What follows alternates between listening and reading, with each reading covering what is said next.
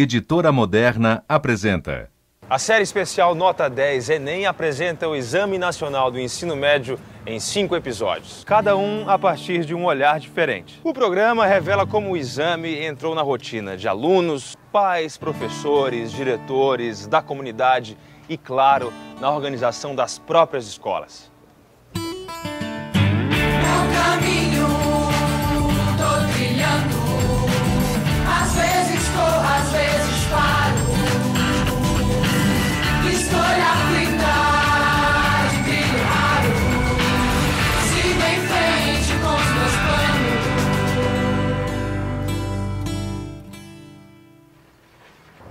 Eu vou reunir um grupo de alunos e professores e pedir para eles me ajudarem a identificar o dono dessa mochila aqui.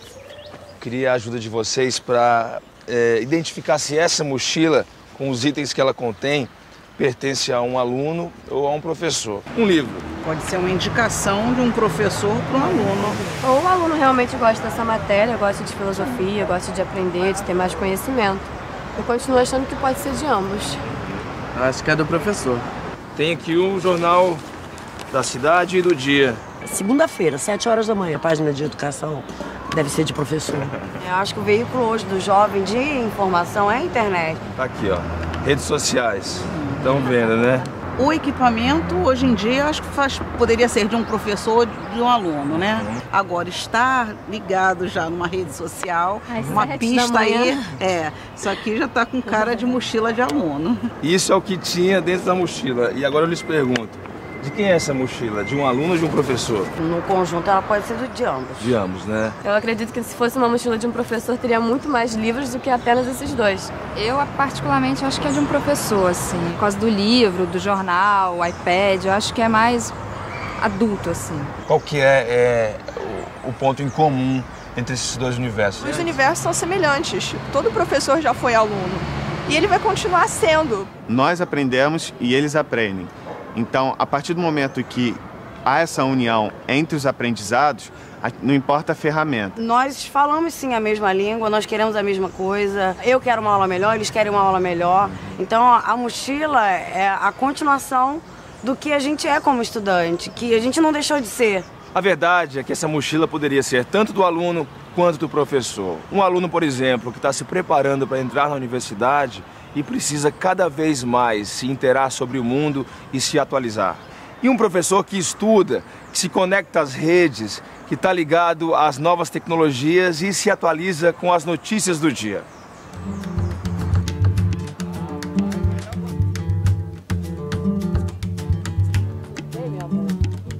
O projeto foi bom, foi uma coisa em cima da hora, mas deu tudo certo, você viu, né? Esse momento aqui, para mim, é, digamos assim, é aquela hora de me preparar para o que vem pela frente. Então a expectativa é muito grande. E a preparação antes tem que estar, senão você não consegue dominar.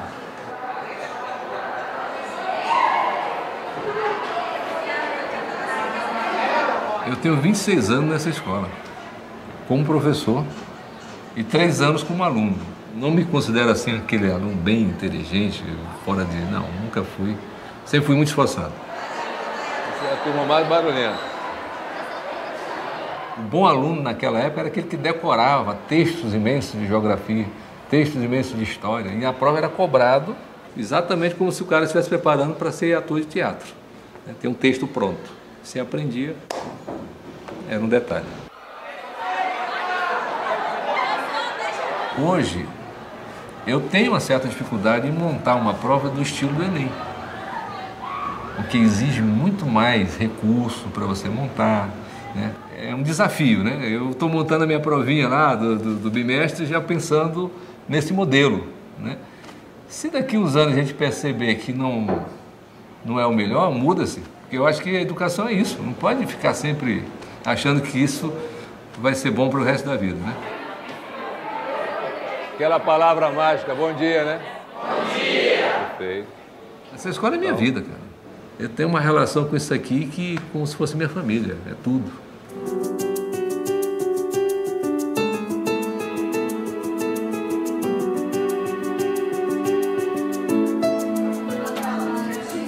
Bom dia, pessoal, com licença. Tudo bem? Bom dia. Tá tendo aula de quê hoje?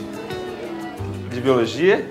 Geografia. Biologia ou geografia? Os dois. E funciona. E os professores? Por que tem 2 alunos ali na frente? Vocês são os professores, cara? Olha só como são moleques. A nova geração. A nova geração. Como é essa história de biologia e geografia ao mesmo tempo, na mesma aula? Isso, a gente tenta mostrar o que a biologia e a geografia têm em comum, como as matérias podem conversar entre si.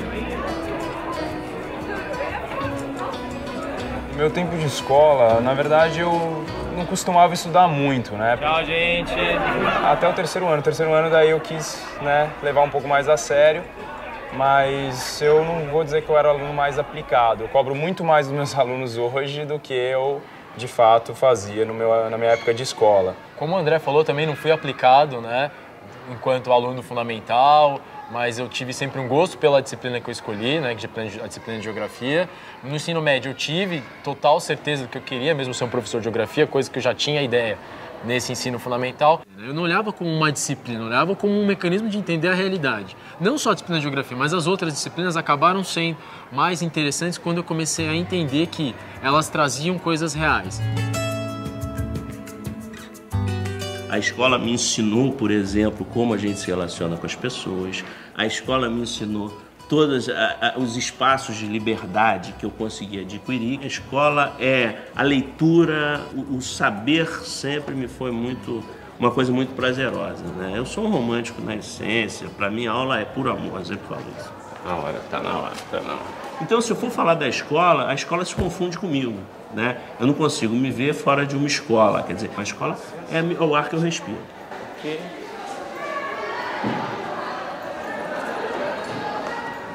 O Enem é o Exame Nacional do Ensino Médio, né?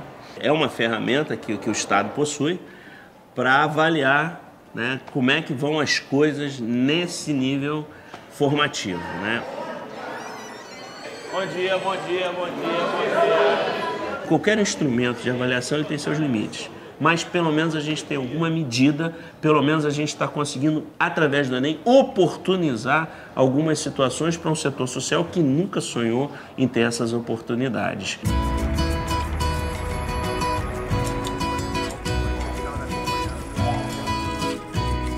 Minha formação toda foi escola pública, eu sempre fui um bom aluno, terminei o ensino médio, eu sou natural da Bahia, então terminei o ensino médio na Bahia, fiz vestibular no Rio. Minha primeira formação é engenharia química, mais tarde, depois que trabalhei 7 anos na indústria, decidi vir para a área de educação. E na área de educação eu estou há 8 anos, mais ou menos. A relação de trabalho na educação ela é muito mais saudável do que a relação dentro da indústria. E é isso que me encantou e me encanta até hoje. Jamais pensaria em largar a educação. Meu caminho, tô trilhando.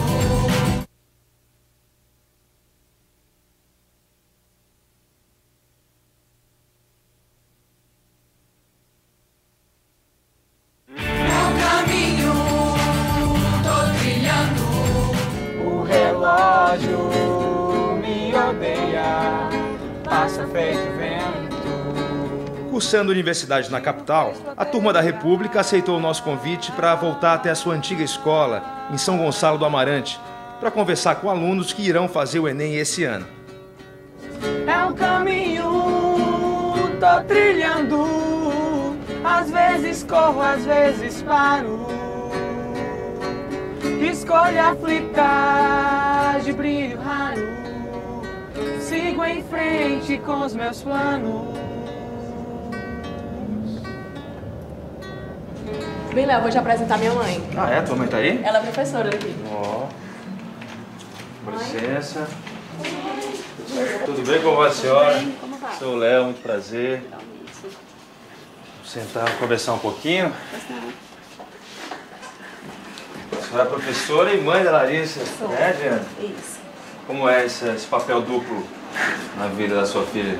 Esse papel duplo é um grande privilégio, porque hoje a Larissa, ela foi minha aluna, agora ela é o meu estímulo, a minha motivação para lidar com os outros.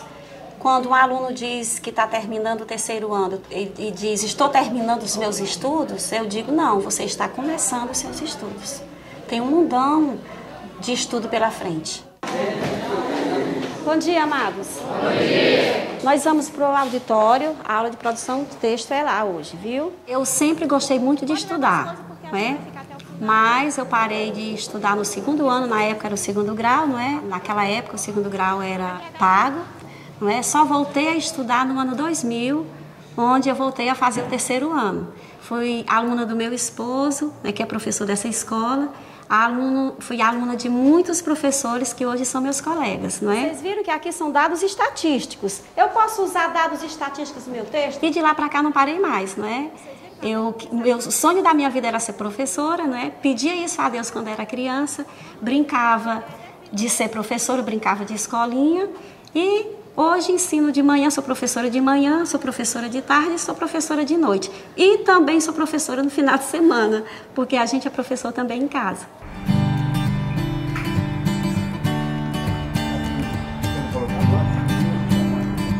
A gente está agora na Escola Parque, no Rio de Janeiro, e eu soube de uma turma de alunos que está fazendo sabão. Sabão?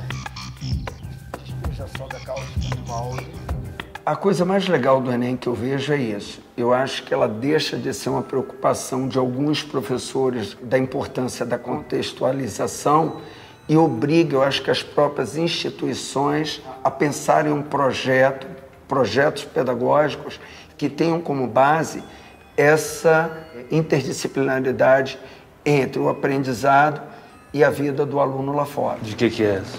É de erva doce. A riqueza desse projeto é isso. O aluno, sim, está começando a adquirir essa autonomia. Então, mesmo que ele esteja tendo uma aula isolada comigo, ele já está começando a ligar com as demais matérias. A comida que eu faço na cozinha é mais ou menos assim. Que aula de química legal. Obrigado. Essa é a Malvina Tuttman, presidente do INEP. A gente veio até Brasília para conhecê-la e entender tudo sobre o Enem. Professora Malvina, quais são os princípios que fundamentam a elaboração da prova do Enem? Como é feita? Qual é a base da prova? A prova do Enem, ela parte de uma concepção educacional que é diferente da concepção conteudística. Ela é sempre contextualizada com o domínio de conhecimentos que podem ser aplicados em situações mais do cotidiano. Essa é a grande diferença da elaboração da matriz das provas. Essa matriz ela é elaborada pelos pesquisadores do INEP, com a participação também de especialistas, profissionais, professores das mais diversas instituições de educação superior do nosso país, que colaboram como parceiros também.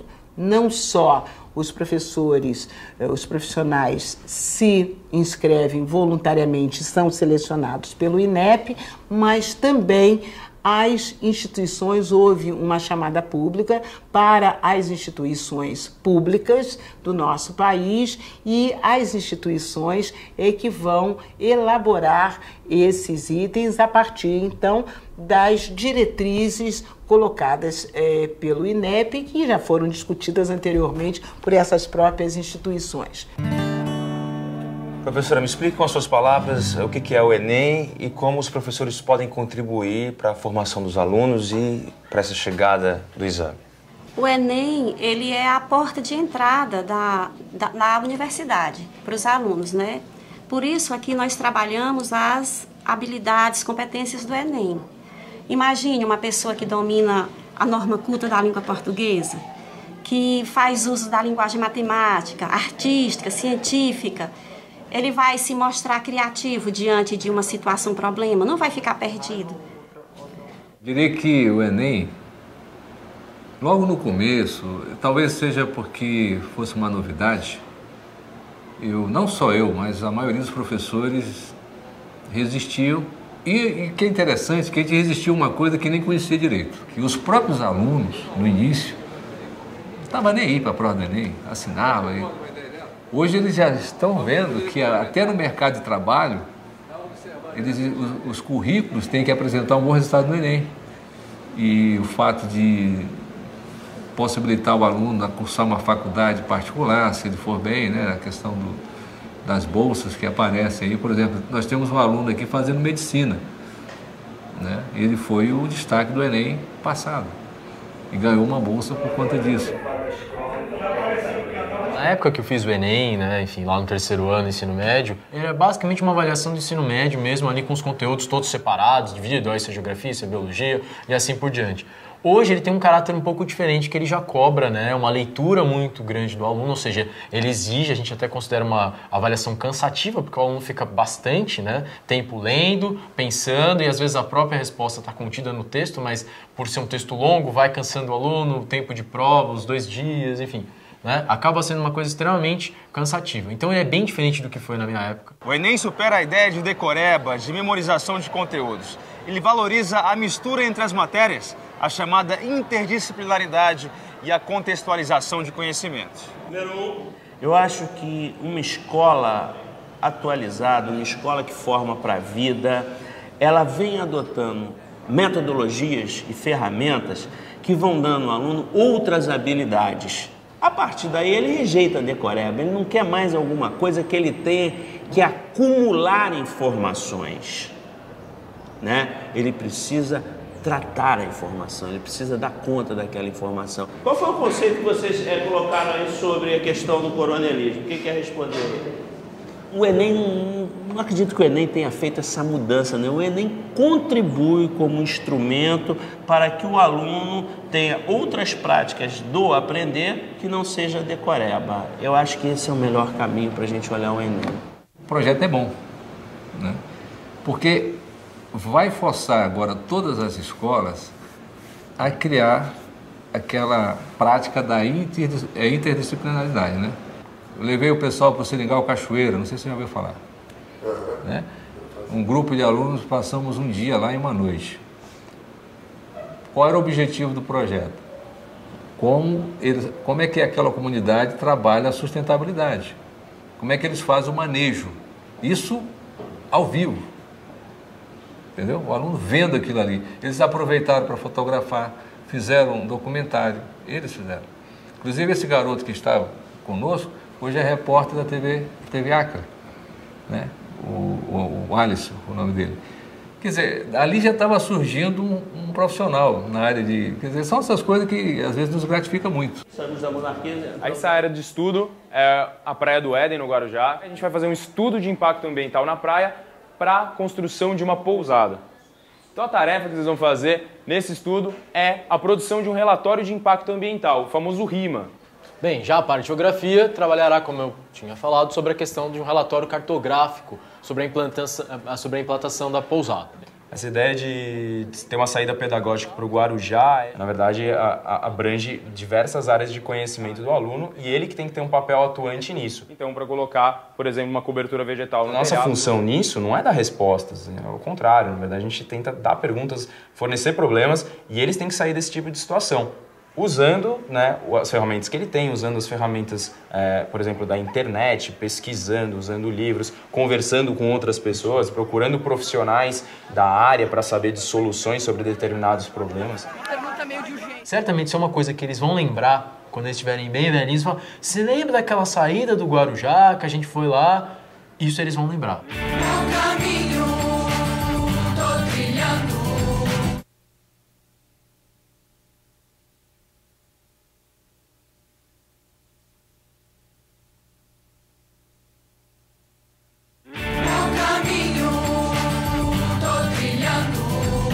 Por conta do Enem, os professores passam a conhecer melhor as propostas político-pedagógicas das escolas onde trabalham.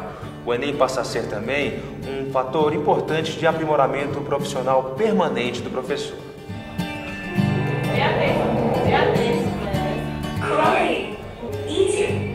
Eu me identifico no modo em que os professores ensinam.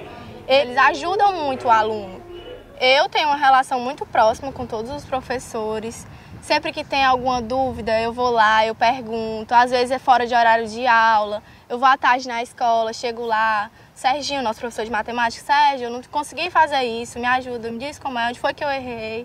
Eu tenho professora de português também, eu ligo, pergunto, ó tio, não deu fazer essa questão, como foi? Ela vai, me ajuda. A relação que a gente tem com os professores é uma coisa, é fora do comum. Os professores, eu acho que parte muito deles, porque eles têm uma relação entre eles muito boa. Muito. Eles trabalham há muito tempo juntos, são muito amigos e tal. Amigos, isso é muito bom. E eles passam muito isso pra gente, cara, é uma coisa impressionante. A gente tem uma identidade com esses caras. No conhecimento vem uma necessidade de crescimento contínuo, né? É uma profissão que não te permite, eu acho como todas, mas na educação é fundamental você perceber que você nunca sabe realmente tudo que você imaginava saber. E outra coisa é vamos dizer assim, a necessidade de você conhecer cada vez mais as pessoas, porque você tem uma relação de afeto bastante forte que ela precisa ser desenvolvida em paralelo com o processo de aprendizagem. Eu me orgulho muito, uma professora primária, 40 anos atrás, formada no Instituto de Educação, me emociono de hoje pensar que estou, às vezes, parece um sonho, né? Não quero ser piegas nesse sentido, mas me parece um sonho, me emociono mesmo de ver uma professora que, no momento da sua vida, é presenteada com um convite de ocupar um lugar aqui que tantos educadores, Anísio Teixeira representando todos eles, ocuparam e deixaram uma marca importante. Eu estudei aqui do pré até o terceiro. Você estudou aqui? Estudei. A vida inteira? A vida inteira. O fato de você ter estudado aqui, de alguma forma te estimulou a ser professora? Como? Eu sempre admirei muito o trabalho deles, os valores que eles passavam pra gente em sala de aula. E eu queria ser para alguém o que eles representaram para mim. A gente se empenha muito, assim, em estudar a matéria e eles fazem a aula de um jeito que não fica muito chato, então dá para aprender assim melhor. E os plantões ajudam muito, que é plantão de dúvida, então a gente não tem só aula. Os professores, eles estão preocupados em ensinar pra gente como aplicar o conhecimento, além de ensinar pra gente um bando de coisas que a gente nunca vai usar na vida. Isso acaba significando muito mais pra gente do que só memorizar as coisas. E outro negócio que eu acho que é muito importante é o comprometimento dos professores com a matéria, entendeu? Por exemplo, a maioria dos professores acabam virando seus amigos, entendeu? Porque você conversa com eles, você convive muito com eles, eles te ajudam, entendeu? Eles querem seu bem.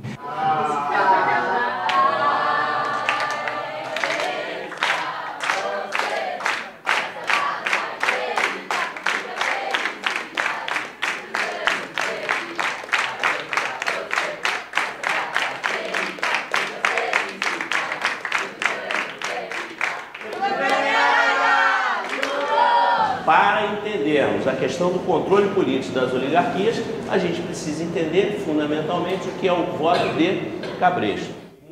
Cara, o Marcelo representa pra mim hoje muita coisa, entendeu? Porque ele não dá aula, ele conversa conosco. Então isso dá pra gente aprender muito mais rápido, entendeu? Ele leva a aula dele meio que séria, mas brincando, conversando, entendeu, com a gente. Ele usa a internet, já chama mais a atenção dos alunos.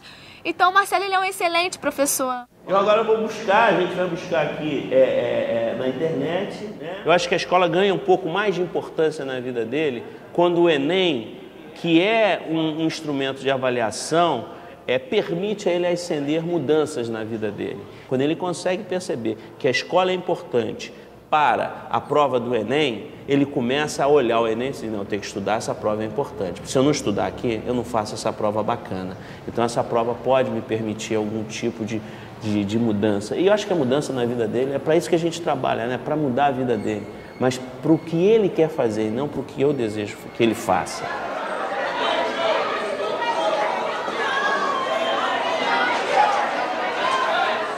Neste programa, a gente viu que o mundo do professor não é assim tão distante do mundo do aluno. Ao contrário, quanto mais esses mundos se aproximarem, trocarem ideias e informações, melhor para todos. eu diria para ti que muita coisa tem que melhorar. Eu sempre digo, se eu me acomodar no que eu estou fazendo hoje, está na hora de me aposentar. Então, eu acho que a escola tem que ser sempre um passo à frente todo dia. Isso não é fácil. Isso aí é muito bom na teoria e tal, mas na prática o negócio é doído. A gente ensina e estuda para a formação do cidadão. Especificamente isso. Né? Cidadania.